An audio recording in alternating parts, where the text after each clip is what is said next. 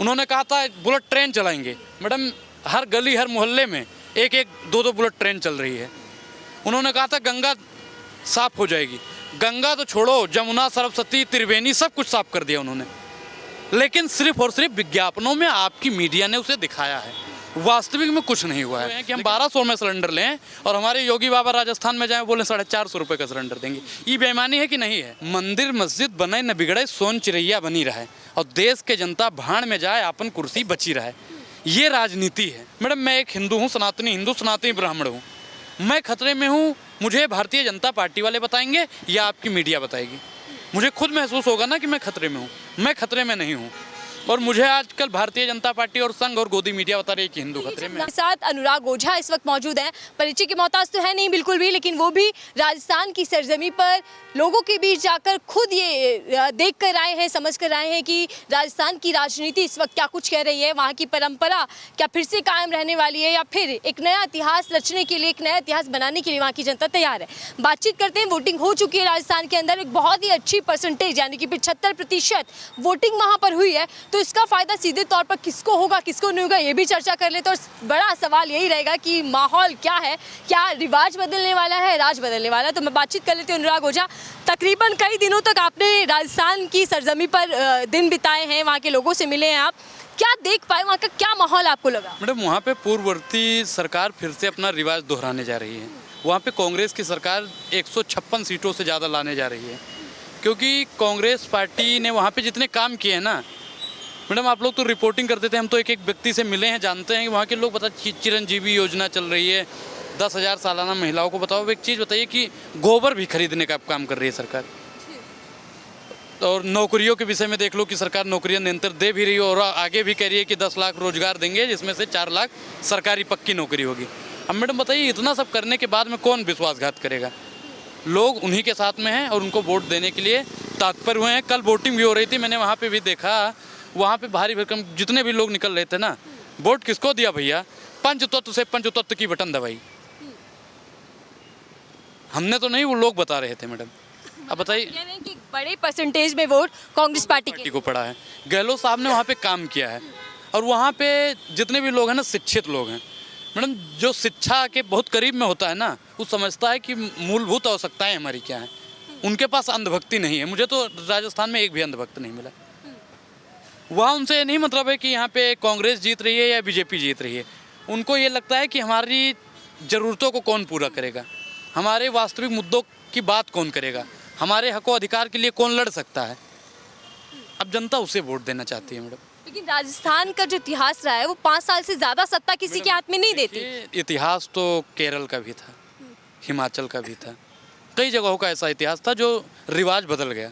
तो राजस्थान में भी 3 तारीख को रिवाज बदलेगा। और 5 राज्यों में चुनाव थे, मुझे तो लगता है कि 4-5 में कांग्रेस की सरकार बन रही। लेकिन सबसे ज़्यादा नज़र राजस्थान पर हम लोग रख रहे हैं, क्योंकि खुद पीएम मोदी कई बार वहाँ पर रोड शो कर चुके हैं, रैलियाँ कर चुके हैं, बड़े बड़े मुद्दे उन लोगों ने उठाए हैं। तो क्या वो मुद्दे कमाल नहीं करने वाले? चीज़ बता दूं, प्रधानमंत्री नरेंद्र मोदी जिस चीज़ की गारंटी ले लें, उस चीज़ की मैं पक्की गारंटी लेता हूं कि वो काम होने वाला नहीं है। अनुराग ओझा गारंटी ले रहा है कि मोदी की गारंटी नहीं चलने वाली। मैडम, मैंने क्या बताया कि जिस चीज़ की नरेंद्र मोदी गारंटी ले लें, उस चीज़ की मैं गारंटी लेता हूं कि वो काम होने वाला नहीं है। आपने 2 करोड़ रोजगार पे आप लोग सवाल नहीं पूछोगे, खैर मैं तो लगा मोदी जी ने कहा था 2 करोड़ रोजगार देंगे, 9 साल में 18 करोड़ नहीं 36 करोड़ रोजगार दे दिया, आपको भी मालूम होगा। मोदी जी ने कहा था कि डीजल पेट्रोल 35 रुपये में मिलेगा, आज 20 और 25 रुपये में डीजल पेट्रोल मिल रहा है मैडम, आपको भी पता होगा। उन्होंने कहा था महिला सुरक्षित हो जाएगी। महिला कितनी सुरक्षित है? मणिपुर की तमाम महिलाएं इस बात की गवाह हैं। प्रधानमंत्री ने कहा था किसानों की आय दुगनी हो जाएगी, किसानों की आय 50 गुना दुगनी हो गई। उन्होंने कहा था बुलेट ट्रेन चलाएंगे। मैडम, हर गली हर मोहल्ले में एक एक दो दो बुलेट ट्रेन चल रही है। उन्होंने कहा था गंगा साफ हो जाएगी। गंगा तो छोड़ो, जमुना, सरस्वती, त्रिवेणी सब कुछ साफ कर दिया उन्होंने, लेकिन सिर्फ और सिर्फ विज्ञापनों में आपकी मीडिया ने उसे दिखाया है, वास्तविक में कुछ नहीं हुआ है। लेकिन आप राजस्थान में जाइए, वहाँ पे रोजगार भी मिला है, शिक्षा भी बेहतर हुई है, स्वास्थ्य भी बेहतर हुआ है, महंगाई भी कम है। मैडम बताइए, 500 रुपये में सिलेंडर वहाँ के लोगों को मिल रहा है, ठीक, और अब सरकार ने कहा है कि 400 रुपये में सिलेंडर देंगे। मोदी जी कह रहे थे 450 रुपये में देंगे। ए भाई, और उत्तर प्रदेश से बाबा आए थे इसलिए मैं गया था। योगी बाबा, एक चीज़ बताइए कि हम 1200 में सिलेंडर लें और हमारे योगी बाबा राजस्थान में जाएं बोले 450 रुपये का सिलेंडर देंगे। ये बेईमानी है कि नहीं है? मैं क्या, सीएम योगी तो दावा भी कर आए हैं कि राम मंदिर के लिए न्योता देने आया हूँ, तो ये भी तो बड़ा मुद्दा रहेगा। मंदिर मस्जिद बने न बिगड़े, सोन चिड़ैया बनी रहे और देश के जनता भाड़ में जाए, अपन कुर्सी बची रहे, ये राजनीति है। तो भारतीय जनता पार्टी सिर्फ हिंदू मुसलमान, राम मंदिर, मस्जिद, गुरुद्वारा, चर्च इसी पे लड़ाई करती रहेगी। अगर उसके पास मुद्दा है तो मुद्दों पर राजनीति होनी चाहिए। नेहरू जी ने कहा था कि राजनीति राजनीतिक मुद्दों पर हो, धर्म पे राजनीति नहीं होनी चाहिए। कांग्रेस पार्टी की भी तो मैं अक्सर बात करती रही हूँ, राजस्थान में उन्होंने गारंटी दी साथ, उसके बाद ही योजना पत्र, घोषणा पत्र सामने आया। बताइए कि जो उन्होंने गारंटी दी, उससे पहले भी जो गारंटी दी थी वो गारंटी कामगार है। अगर आपने ईमानदारी से रिपोर्टिंग की होगी तो आप जानती होंगी कितना बेहतर वहाँ पे काम हुआ। धरातल पे मैंने खुद नहीं देखा, जनता स्वीकार कर रही है कि योजनाओं को लेकर काम हुआ है। चिरंजीवी योजना सफल। अब एक चीज बताइए मैडम, जब आप ही कह रहे हो कि काम हुआ है तो हम तो बताएंगे ही कि काम हुआ है। जनता के बीच गई, जनता से मैंने राय। बहरहाल मेरा सवाल ये था अनुराग कि हिंदुत्व कार्ड और सनातन धर्म का जो दाव बीजेपी राजस्थान में चलने की कोशिश लगातार करती रही, बीजेपी के पास कोई क्या इसका फायदा नहीं? मैं क्या बता रहा हूँ कि बीजेपी के पास कोई मुद्दा नहीं है। वो मुद्दों से भटकाने के लिए सनातन, हिंदू धर्म ये सब ला रही है। अगर मुद्दा है आपके पास, अगर है कोई कि हमें चुनाव लड़ना है, तो आप शिक्षा पे चुनाव लड़िए, बिजली पर चुनाव लड़िए, महंगाई पर चुनाव लड़िए, बेरोजगारी पर चुनाव लड़िए, युवाओं के भविष्य पर चुनाव लड़िए। लेकिन नहीं, इनको तो हिंदू मुसलमान करवाना है, इनको मंदिर मस्जिद करवाना है। हिंदू खतरे में है, मुसलमान खतरे में है। मैडम, मैं एक हिंदू हूँ, सनातनी हिंदू, सनातनी ब्राह्मण हूँ। मैं खतरे में हूँ, मुझे भारतीय जनता पार्टी वाले बताएंगे या आपकी मीडिया बताएगी? मुझे खुद महसूस होगा ना कि मैं खतरे में हूँ। मैं खतरे में नहीं हूँ।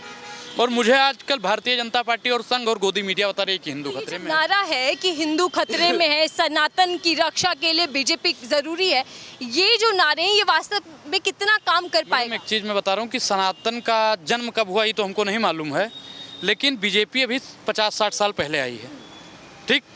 और गीता में स्पष्ट लिखा हुआ है कि जो पैदा हुआ है उसकी मृत्यु निश्चित है। मैडम, सनातन खतरे में नहीं है। खतरे में है तो युवाओं का रोजगार, हमारा भविष्य खतरे में है, देश की जनता खतरे में है, महिलाएं खतरे में है, किसान खतरे में है। खतरे में मैडम सब लोग हैं। अच्छा अनुराग, ऐसा कहा जाता है, अनुमान लगाया जाता है कि अगर ज़्यादा परसेंटेज में वोटिंग होती है किसी भी राज्य में तो उसकी सीधा तौर पे फायदा बीजेपी को होता है। यहाँ क्या कहेंगे? वोट डालने वाली कौन होती है? जनता होती है, ठीक?